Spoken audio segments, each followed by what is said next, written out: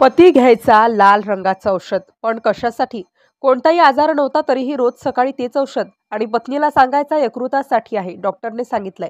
पण 10 वर्षांनी जेव्हा सत्य समोर आलं त्या क्षणी तिच्या पायाखालची जमीनच सरकली. ती ओरडली नाही, पण तिचं आयुष्य कोसळलं. अंजली आणि करण दिसायला परफेक्ट जोडपं. 2011 मध्ये दोघांचं लग्न झालं. करण स्थिर नोकरीत, प्रेमळ, थोडा शांत स्वभावाचा.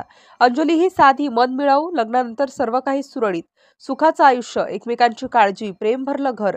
पण एक सवय मात्र अंजलीच्या लक्षात आली होती. करण रोज सकाळी आणि रात्री लाल रंगाची एक गोळी घेत असे. हे औषध कशासाठी असं अंजलीने विचारल्यावर करण शांतपणे हसला. थोडं लिव्हरचा प्रॉब्लेम आहे, डॉक्टर म्हणाले रोज घ्यायचंय. अंजलीला काही संशय आला नाही. तिने प्रेमाने त्याचं औषध त्याला वेळेवर दिलं. रोज 10 वर्ष, रोज ती लाल गोळी. सर्व काही व्यवस्थित चालू होतं. घर, नोकरी, नाते सर्व ठीक. पण एकदा करणला पोलिसांनी ताब्यात घेतलं. अंजलीला सांगितलं, थोडं चौकशीसाठी घेऊन जातो, घाबरू नका.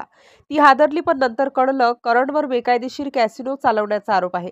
ती तुरुंगात भेटायला गेली. त्या भेटीत एक जेल अधिकारी म्हणाला, मॅडम, कृपया तुमच्या पतीसाठी HIV ची औषध आणा. अंजलीच्या चेहऱ्यावर प्रश्न उमटला. HIV? कोणाचं? अधिकारी शांतपणे म्हणाला, तुमच्या नवऱ्याचं, करण देशमुख. त्या क्षणी ती बधीर झाली. काही क्षणांसाठी सगळं काळं पडलं. ती घरी आली, ड्रॉवर उघडला, त्या लाल गोळ्यांच्या बाटल्या पाहिल्या.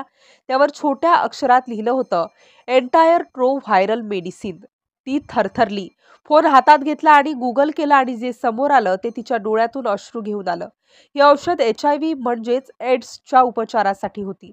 10 वर्ष ती स्वतः त्याला या गोळ्या देत होती आणि तिला कधीच सांगितलं गेलं नव्हतं की का. ती तुरुंगात गेली, करण समोर बसली, डोळ्यात पाणी पण आवाजात वादळ. करण, मला सगळं समजलं आहे. तू मला हे का लपवलंस? करणने मान खाली घातली. शब्द फुटलेच नाही. थोड्या वेळानं म्हणाला, अंजली, मला हे 2011 मध्ये झालं होतं, लग्नाआधी. मी सांगायचं ठरवलं, पण मला भीती वाटली तू मला सोडून जाशील म्हणून. आणि नंतर मला वाटलं, जर मी औषध घेत राहिलो तर तुला धोका नाही. अंजली शांत होती, डोळ्यात फक्त वेदना. पण विश्वासाचं काय रे करण? करणचं उत्तर नव्हतं, फक्त शांत डोळ्यात अपराध.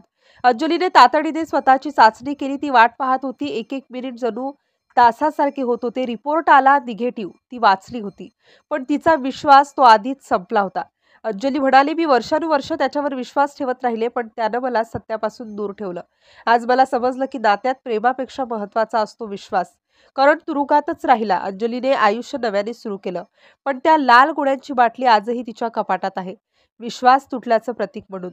पती घ्यायचा लाल रंगाचं औषध, पण कशासाठी? ते औषध नव्हतं, ते एक गुपित होतं, जे एका स्त्रीच्या आयुष्यातील सर्वात मोठा धक्का ठरलं.